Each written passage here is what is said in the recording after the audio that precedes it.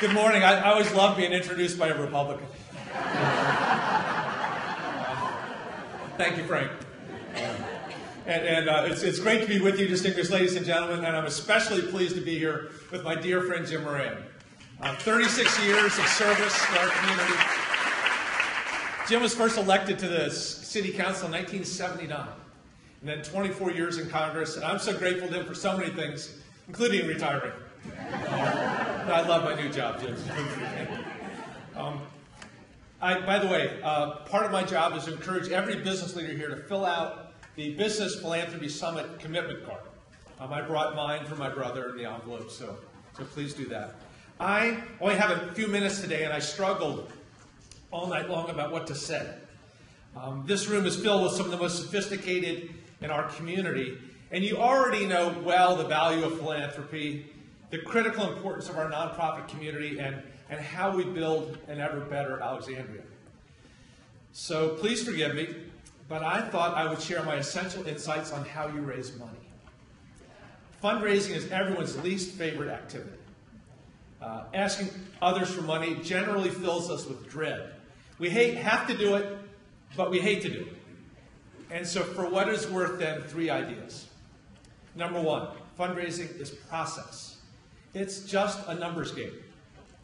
First, you need a great prospect database. So you have to build it every single day. You should get great software, customer relations management software, and then you should mine every possible source.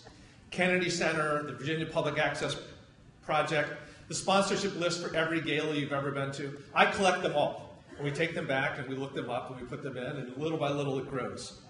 You must ask for 3 times what you want to raise, at least, maybe 5 times. So if you need to raise $100,000 for your June event, you better have $300,000 worth of asks out there, because 200,000 are going to say no. You cannot be passive. Letters are lovely. Sometimes they may even get read. And occasionally, someone may send a check. But you need to be on the phone, or even better, have coffee or breakfast or be in their office. It's got to be personal. It's got to be aggressive and active. I like to start with a letter because it makes the case. But then you make the phone call, and the other phone call, and the phone call, and the phone call, and the phone call. And eventually, if they take your phone call, you figure they read the letter and they know why you're calling, and you could be absolutely optimistic about it. And then when you ask, it's critically important that you ask for a specific amount. I know it's much less painful to say, David, can you please help me out on my campaign? Or can you make a contribution to the Carpenters Shelter? And they'll say, sure, I'll be happy to. And then $50 shows up. It's a great formula for $50. Far better, they ask everyone to say, Dave, would you please consider a $1,000 investment in this life-saving community? When you ask vaguely, bad things happen. I may decide to give $250, and then I wonder, did you only want $100 and I threw away $150 you didn't even want? Or did you really want $500 and you think I'm a cheapskate and I really disappointed you? Far better is when you ask me for $1,000, I can be outraged at your chutzpah. Who do you think I am? You think I'm rich or something? And I can give you $250 and feel really good about myself. Or I can give you $1,000 and feel great because I met your expectation.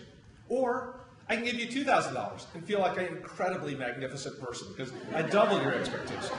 But only good things happen when you ask for a specific amount of money. Okay, number 2, fundraising is about nurture.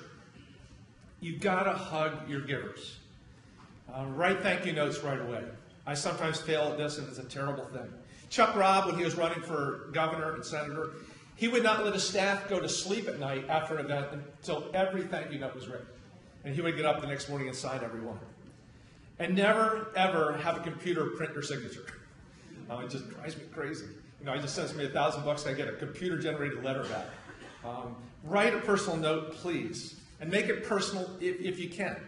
These are not just givers. They are your essential partners in your nonprofit. And then engage them throughout the year. It's a disaster to call Duncan Blair once a year and say, hey, Duncan, you gave me $1,000 last year. Will you do it again this year? That's the most utilitarian of relationships. Send updates. Invite them to everything. Make your work real to them. Your givers must be as deeply invested in your work as you are. They're paying for it, after all. And then keep the database perfect and ever expanding. You really are interested in them as human beings, not just as cash machines. So you want to know the names of their spouses, their children, where they went to school, what their adventures are, what their health is like. All this matters. Because fundraising is about authentic friendships, authentic relationships. It is absolutely not about using people. And the third thing, fundraising is about attitude. This is the hardest part for all of us. I remember when I first started fundraising for my lieutenant governor's race in 1988, I really thought it was in the Garden of Gethsemane. It was so hard. I just wanted to shake and cry. Calling Carla's dad to ask him for $1,000. He said, I don't even know who you are. We're asking for something big and often uncomfortable from our friends, and we get rejected all the time. So long ago, I learned the ancient wisdom that you should accept every invitation. If it's legal and moral, you should go. Nothing happens at home. And slowly I've learned the larger lesson that the world works by invitation, and that it is our responsibility to issue the invitations, to be the inviters to the great wedding feast of life. And asking people to give is a gift itself. We're inviting folks to do something important with their lives and with their wealth. We never pressure anyone. The Lord loves a cheerful giver. But we create their opportunity for people who perhaps have a little more than they need to make huge differences in the lives of others, maybe the fate of our community or our planet. We invite them to be players. Not everyone can volunteer hours a week or teach little kids or run for office or serve on the planning commission. But so giving is a different and very meaningful way to be part of life. And you never saw a U-Haul behind a hearse. So rid yourself of this false empathy and unnecessary guilt. You're not imposing on your friends, you are empowering them. And as grateful as we are to the giver, perhaps it's the asker who's even more worthy of respect. Let me recommend one book, Daniel Pink's To Sell is Human. He describes the ocean of rejection we feel when we ask and ask and ask and only hear no. Actually, as all the candidates here know, we mostly hear silence. But it's rejection all the same.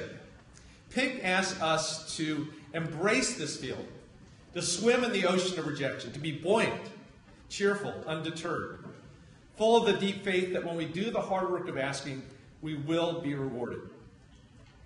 I know this morning is about giving, but I found that the business, thank you for all you do. Welcome again to the Business and Philanthropy Summit, and I look forward to talking more with Rebecca about giving and about asking. Thank you.